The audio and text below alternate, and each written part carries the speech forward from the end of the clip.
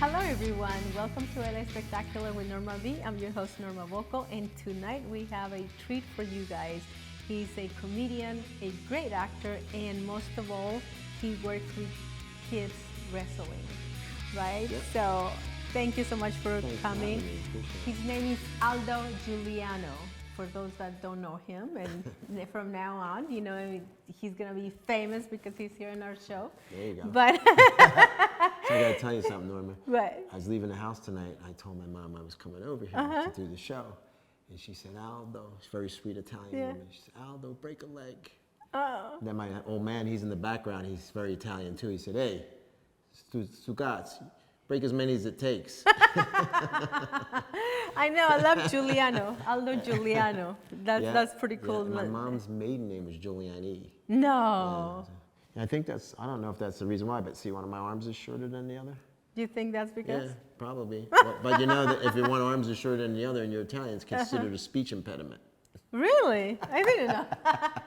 Because we speak with our hands all the Oh, time. I know. So do I. I'm like super with it's my very hands. close to Latina. Yeah. So I'm like always talking and, you Yeah. know, it's like, so, but thank you so much for being No, here. it's a pleasure.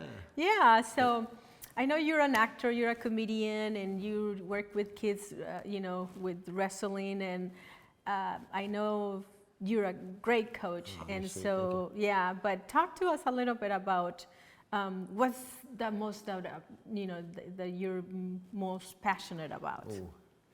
See, that's what my passions are so all over the place. So I love doing stand-up comedy. Yeah. It's one of my favorite things. And in the you're world. funny as heck. Thank you. And the immediate gratification of it's beautiful. Like, Yeah. I could write something tonight, get on stage tonight, like I'll write it in the coffee shop in the morning and do it at night and see if it works. It's like that immediate gratification. So you write your own I write jokes? all my own stuff, yeah. Oh, wow. Yeah. And so the charge of it is like, oh, you're sitting there writing, and sometimes you're writing and you're going, oh, you're left, this is the greatest. You get up on stage and You're it's like nothing. flat. Okay, that wasn't that good. And then you'll write something that goes, this is okay, and you do it that night and it goes crazy. I'm like, wait a minute. I know. Do you have any experience where like the public was just like not talk or like not laughing? What do you know? What do you do in those cases? You try to fight through it. I was on the road with Jay Moore, who's very funny. No way. Yeah, he's a. Did you hear that? Yeah. Jack. Is Jack know Jay Moore? Yeah. Yeah, Jay Moore is very funny. He's a genius. He's hysterical, and he actually was one of the few comics that sat down with me for like hours and worked on my material. It was really, and how I got to it and how he gets to it. It was really, he was great. He's a great guy as far as the comedy and what he did for me. But I was on the road with him, and I did one show, and I was getting nothing, and I was just, you keep fighting, and you're looking like, because you look through you're going through your head, and my Rolodex, so how about this? Let me try this. Let me try this. You take different turns, you know. Yeah. Should I go cleaner? Should I go dirtier? You know, and you just keep barreling through it as a professional, you know? So Jay came up and he said, first thing he said, hey, keep it going for Aldo, and thanks for giving him time to rehearse his act. No, thanks for being quiet so he can rehearse his act. Oh, wow. Thanks for being quiet for him to rehearse.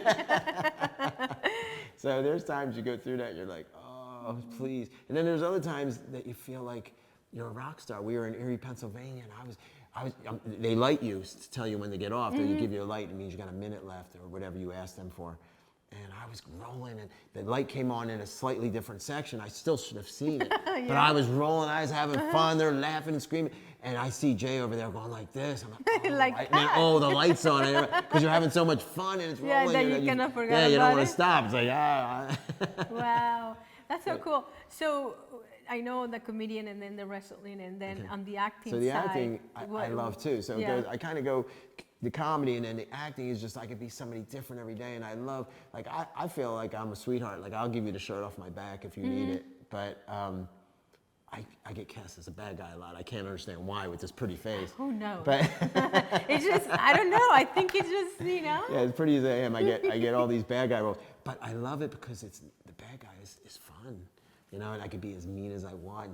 And then as soon as the camera goes off, you're back to being a sweetheart. Yeah, it's great. Yeah. And it's a lot of fun. I had a casting director for a movie called, God, they changed the name so many times, I forget what it's called, but it was with William Dafoe, and she, at the wrap party, she goes, I can't believe how, she's talking to me and my buddy who played a pretty nasty guy in the film, she goes, I can't believe how sweet you guys are. I watched the film, you're so nasty and mean, and you guys are such sweethearts. So I love the acting, I love the comedy, and then everything that brings you back to earth is working with kids. You know, they just bring it there. They will not give you this much. Like, they don't let you, you know, your head will never get swollen with high school kids. They bring you back to ground. Yeah, I know. And the thing that I love about it is that what I try to teach them, besides wrestling, which I love teaching, I try to teach them to enjoy life. You know, like everything doesn't have to be serious, and we don't have to take each other serious, and that there shouldn't be, like, I try to break them of racism. Like, we're all the same. We make jokes about each other's race because it's ridiculous, you know, and the kids laugh and they joke, and it's funny because I have one kid, I grew up with 5 brothers and a sister, and my dad was the biggest teaser in the world. He would tease you all the time, but it was funny, like he would tease you. And so we got thicker skin and we learned to tease back, or you know, you didn't survive. So I try to teach. We had one kid in there, Cameron, and he just didn't understand it. I don't think. Like, I don't think he's got one brother. And you tease him, and he would, like, get really mad. And like, Cameron would just we're teasing, just tease back. Now he's gotten too good at teasing back. Oh yeah. You're like, oh my God, we created like, wow, a monster. Which way you talk? Exactly. But they're so great, you know, when you could teach a kid something that, you know, it's more about not just about, like, me teaching you wrestling. It's about, like, let's enjoy life, and let's find some fun in, you know, things that are tough in life. You know? So it's kind of cool. It's to me, it's been. I have kids that I coach from Pally, Chance, and all those guys.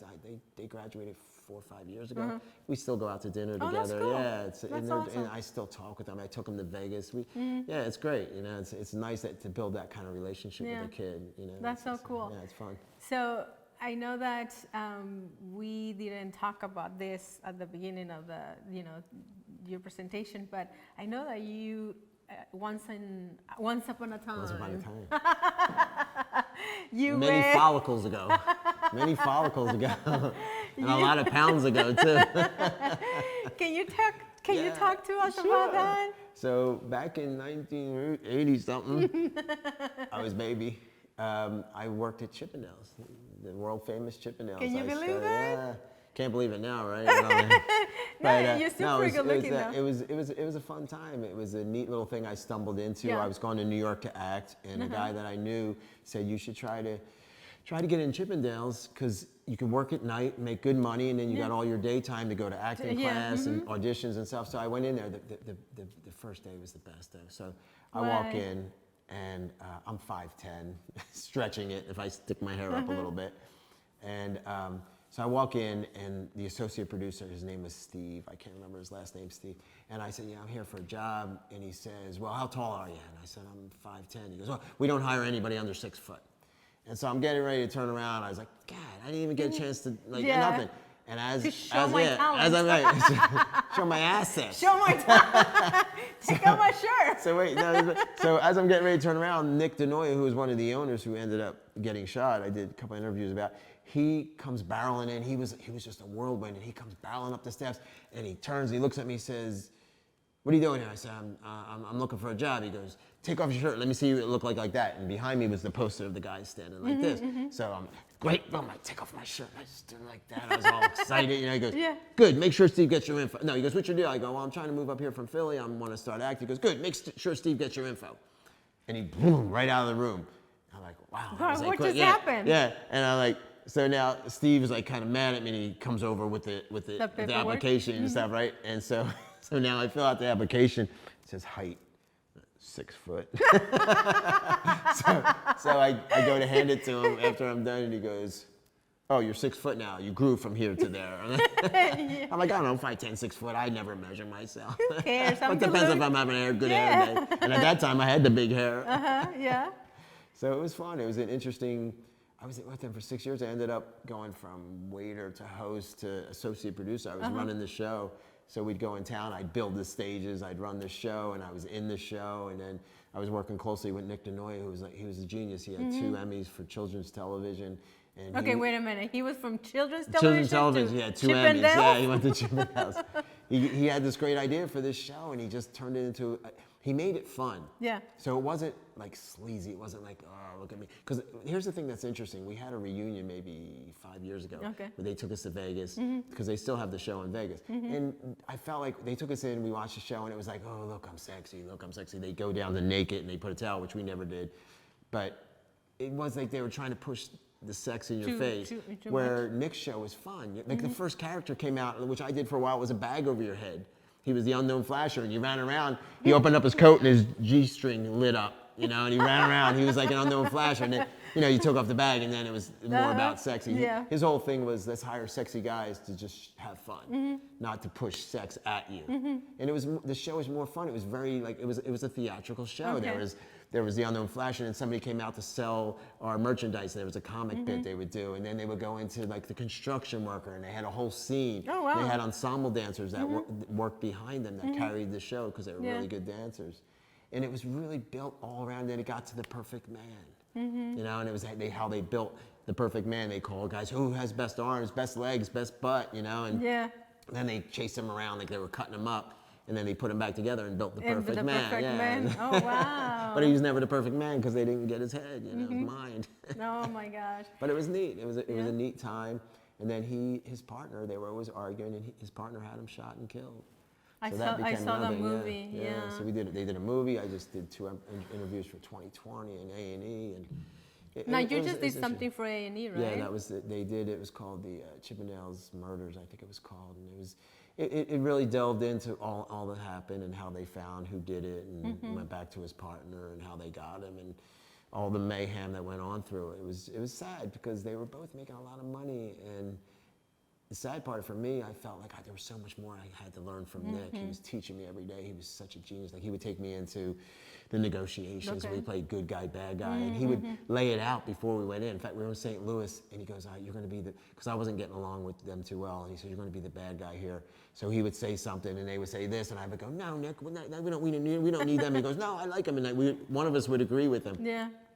And in St. Louis, when I left the negotiation and we walked out, I go, did you have a meeting with them too? Because they were saying almost everything he said they were going to say. It was so close. He was very smart. Yeah. And then there was a time that I was supposed to be in that office when it happened, so I carried a little of the guilt, thinking that maybe it shouldn't have happened if I was there. I should have been there. Now, were you a wrestler then, or no? I had just finished. I went to the '84 Olympic trials, and I beat a guy named Kenny Monday, who won the Olympics that year. Oh my God! And the following 4 years later. And so I just came back from that, and I was wrestling, and that was like, so I was in great shape, and I was like, so that was the thing to do. That was the thought to get paid for it. I was just beating myself up for it. Yeah. Now, after that happened, that he got shot, and you didn't continue with that lifestyle. Well, what happened? It was interesting.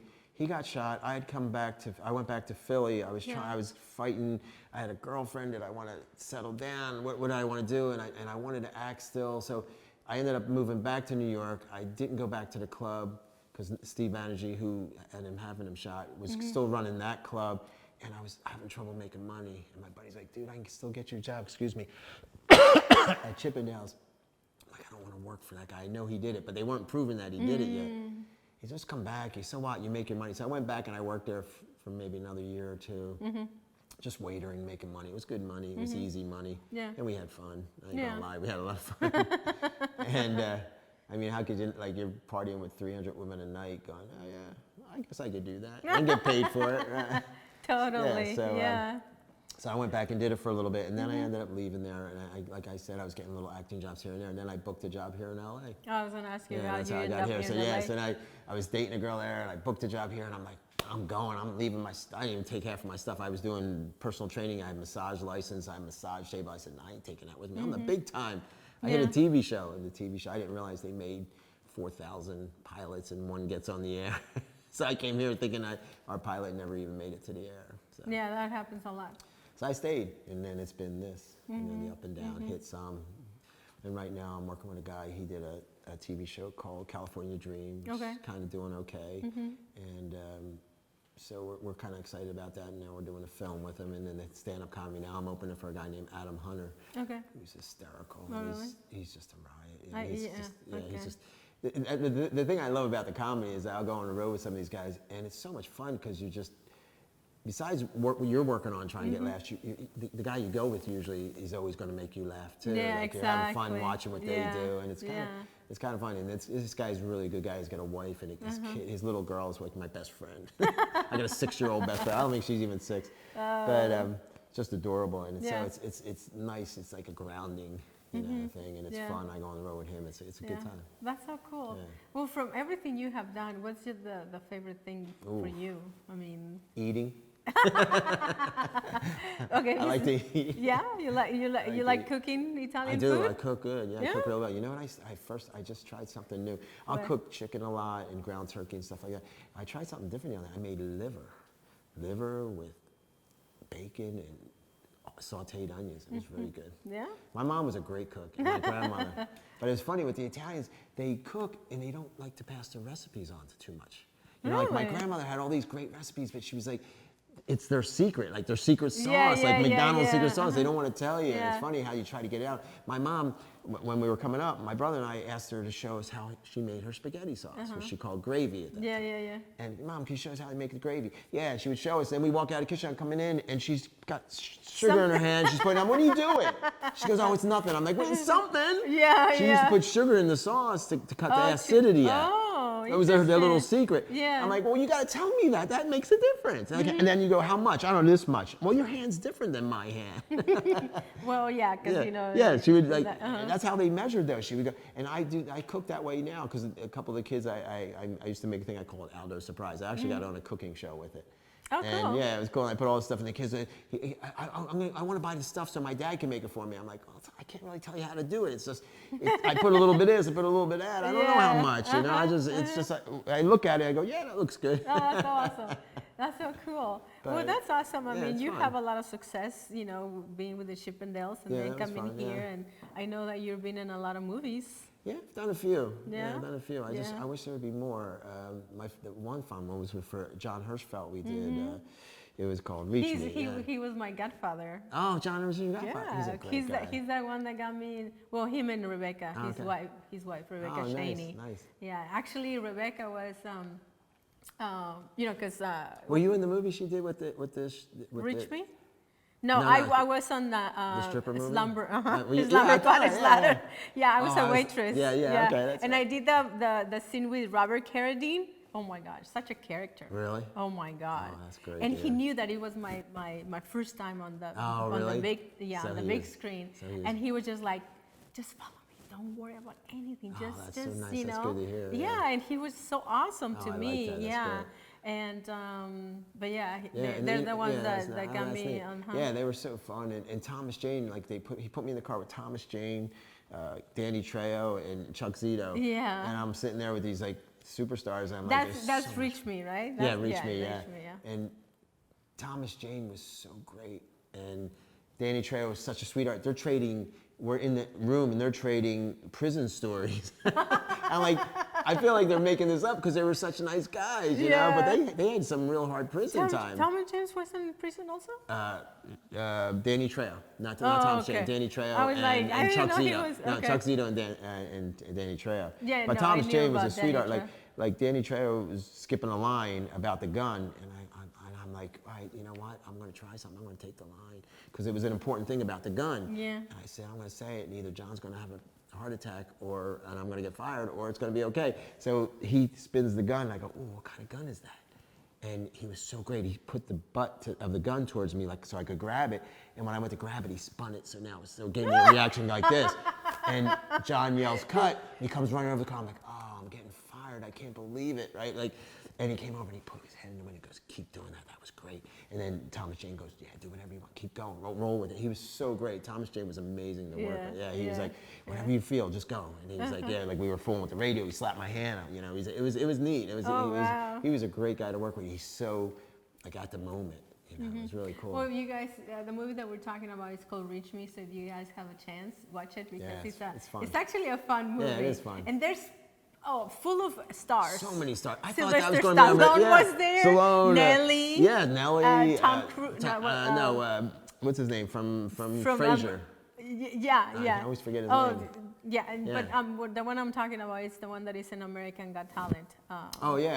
Terry Crews. Terry Crews was there. I mean, there was so much in there. There's so much every talent. time I look around, there was like a big star When I saw who was in it, I'm like, oh, this is gonna be my big break. Everybody's gonna see this movie. I was so upset that it didn't do that as well as I wonder why. That's I went over my head. Maybe they didn't have the right distribution. Yeah, maybe that was it. I don't know, because even like my friends who are brutally honest with me, and my brothers, believe me, my brothers will tell me if it's terrible. Like, I did one of my first soap operas. The guy, I'm playing a gangster, of course, and the guy is like, who's the regular, pushes us. He's smaller than me, pushes, and I'm supposed to fall down, drop the gun so he can run away, because he can't get shot. He's the main character. Yeah. And my brothers see it, and they go, oh my God, I can't believe you let that little guy push you over. I'm like, it's a TV show. No, I can't believe it. You're twice his size. How can he push you over? So they're critical. They're critical. I know. And it's so funny how people don't understand. Like they see you and they think that that's how you that's are. Gonna be, And it's like, no, I'm just playing that character. It's got to be a certain way. I know. But, and I remember the first soap opera I did, One Life to Live, was in New York, and I had like one line, and then they cut the line. It was a very small part. And of course I go home and we're watching it and the line's not even in there, and they're like, hey, you would make a really good silent movie star. He goes, you were born too late. My brothers, I'm telling you, they were teasers, and my dad would laugh. And my dad goes, let's watch it in slow motion so you're on camera longer. They were such teasers, but out of love. It was never like a mean-hearted, like everybody loved each other in my house. They were just, I was very blessed. I grew up in a house of, my parents were married 55 years. I said to my mom, I said, how do you know? What's your secret staying married so long? She said, Aldo, never divorce your father. I'm never going to let him off that easy. That's the secret? Yeah, that's the secret. See, women don't want to kill you. They just want to punish it. Wow. So where do you see yourself like in 5 years? God, I'm a little bit behind schedule. I think I was abducted. Because I feel like I lost 10 years somewhere. Like I'm 10 years behind where I wanted to be. If you asked me that 10 years ago, I would have said, way past where I am now. But what I'm trying to do now is, it's interesting, because my whole life I've always been, I want this, I want that, I want to get there, I want to get there, I want to do movies after movie and TV shows, and I want to walk in a club and they say, oh, Aldo's here, let's put him up, which isn't to that point yet. Yeah. But now I'm trying to enjoy the ride a little better. It's hard for me, because I grew up in a house where you worked hard, you progressed. The harder you worked, the more you progressed. And it's not like that in Hollywood. You mean, you could just get off the bus from Jabip and, hey, we love you, and all of a sudden you're a star. And the guy that's working, I have a sad story about a friend of mine from New York, Bob Manis. He was the MC at Chippendales for a while. They had him on roller skates. One of the best actors I ever met. He was so talented. And he just never really made it anywhere. Like he just he wasn't as much a hustler, but he was such a good actor. He just never really got to a point of a big place. So I'm trying to enjoy the ride a little more. I'm trying to enjoy it, but I always find myself, if I can just compete with myself, it's better. But I always compare myself to other people. Oh, he's doing this. Why is he doing it? I feel like I'm better. Why shouldn't I be there? You try to. To me, it's like, it's a competitive thing. Like I got from wrestling. It's like I can beat him. So it's I'm trying to pull back from that competitive side and just work on my stuff. And just like I've been writing a lot. Because you can't compare yourself with another person, because that person is completely different than you. And thank God. But look at you. You say, look at that actress. Why? I'm just as talented as her. Why aren't I working as much as her? Like, that's what I do. Do you ever try to find yourself do that? No. No? See, that's good.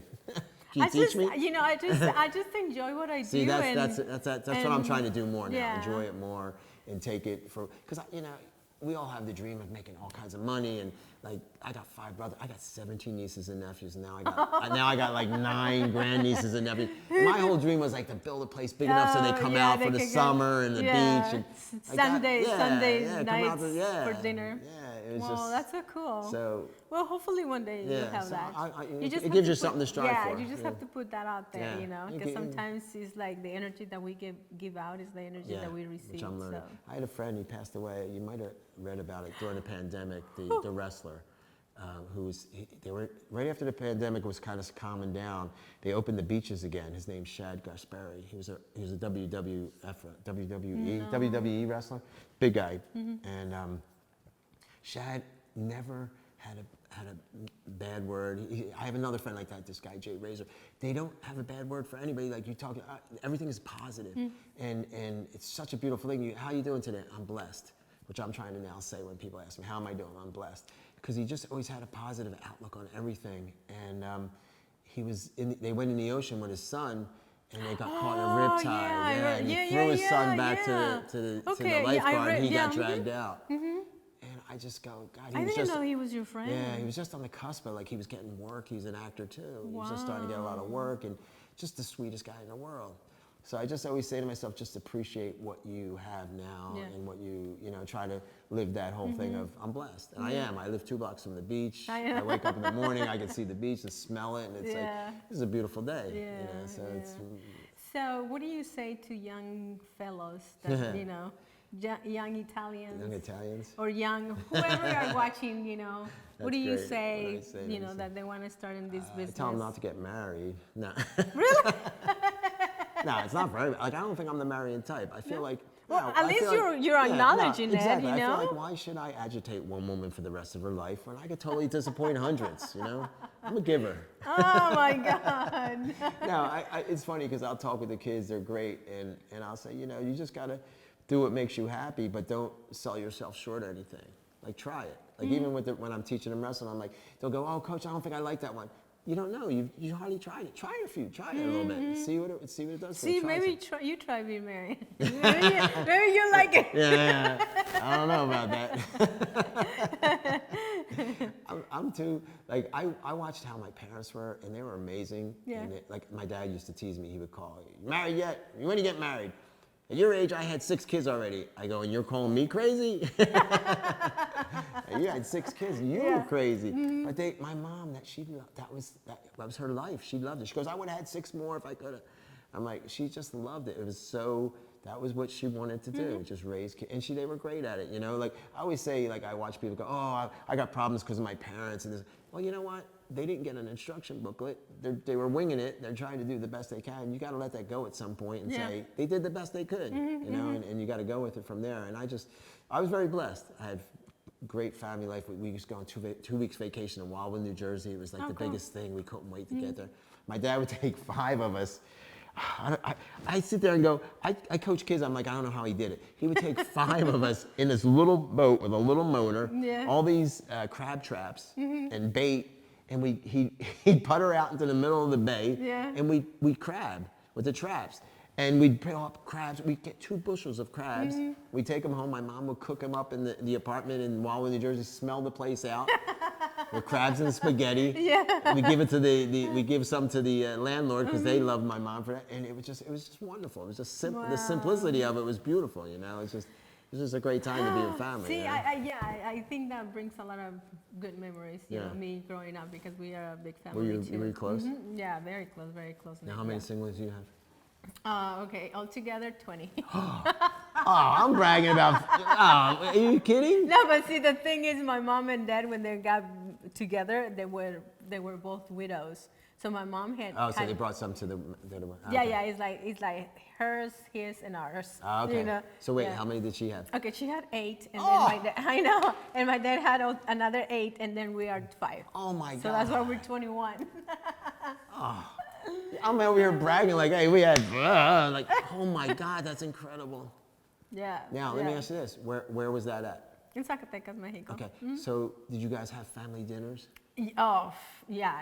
If we were late 1 minute. Oh, exactly. Oh my God. We were so much in trouble. So how did they let you know it was time for dinner? Oh no, we had a time. Oh, you had the time. Yeah. My dad had a whistle. Oh, really? And if you heard that whistle, you should be in the vicinity of the whistle. Okay. And you heard that whistle, you better book Run. home, wash those hands, and get to the table. See, I love that though. Yeah. Because there's something about that family dinner that I think. And I hated it. At the time, you're like, oh, why do I got to do this, right? Yeah, exactly. I'm like, why do I have to? Yeah, exactly. Why do I got to? But when I look back, it was still to this day some of my favorite memories. Yeah. Of eating together, like just simple stuff. And then like when we were in Wildwood, my dad would always go around. There's a place around the corner. I can't believe I still remember the name of it. I can't remember what I ate for dinner yesterday, but I remember the name of the restaurant. My dad would go around the corner to Torelli's, and they had mussels, and you get mussels and spaghetti. And I remember going in there with him, just sitting at the bar and getting some mussels and spaghetti. Yeah. And I was like, this is the best thing in the world. It was so simple. Like the simple things meant so much. And, well, that's usually what's, you know, that's the best thing. Yeah. But yeah. Well, thank you so much for coming. It's just been such a pleasure. You know, you're such a fresh, you know. It was fun. This is great. I'm excited for your show. And thank you so see much. How many people watch it. Yeah. So, you know, so tell them where they can find you. They can follow you. Usually, I'm on the corner of Maine and Pier. And Venice. Or Rose. Yeah, and just, you know, if you throw a couple bugs, it works. Yeah. I have an Instagram. It's ALDO J Comedy. Okay. I have a Facebook. I guess is it Facebook? Yeah, Facebook is ALDO Juliano. What else do we have? Twitter, TikTok. I have Twitter, but I don't really use it. TikTok? TikTok, no. And what's the other one? What's the other one? It's called Snap. Tumblr? Snapchat. All the kids go, just go on Snap, coach. I'm like, I don't want another one. I'm having a hard time keeping up with one. You know, back in my day, we had a pencil pen. Oh, that's what I love too. They'll say, Coach, where's your pictures from when you were wrestling? Well, we didn't have those kind of cameras in the cave then. Exactly. Our caves didn't come with that kind of camera. Now they don't realize you take it out, you video, you shoot. To get something on video, my dad had this big thing with the big, you know, you put the VHS in there, having your camera. You had to carry it on your shoulder. Yeah. But yeah, I'm trying to keep up with all that. You're on all that, right? I am. Well, no, what I do, I don't have to, but I enjoy it. I enjoy it very much. So yeah, so like, hey, look at me. No, yeah, that's because you take such good pictures. For me, it takes me 18 shots to get one good one. I'm like, oh, what am I doing there? Who took that picture? Your head's in the wrong place, the wrong eyes. No, but seriously, thank you so much for coming, and you guys, thank you so much for watching, and you know, follow him because he's funny. He's funny as hell. Come out and see us do comedy. So thank you so much for watching, you guys. I'm your host, Norma Vocal. I'll see you next time. Bye.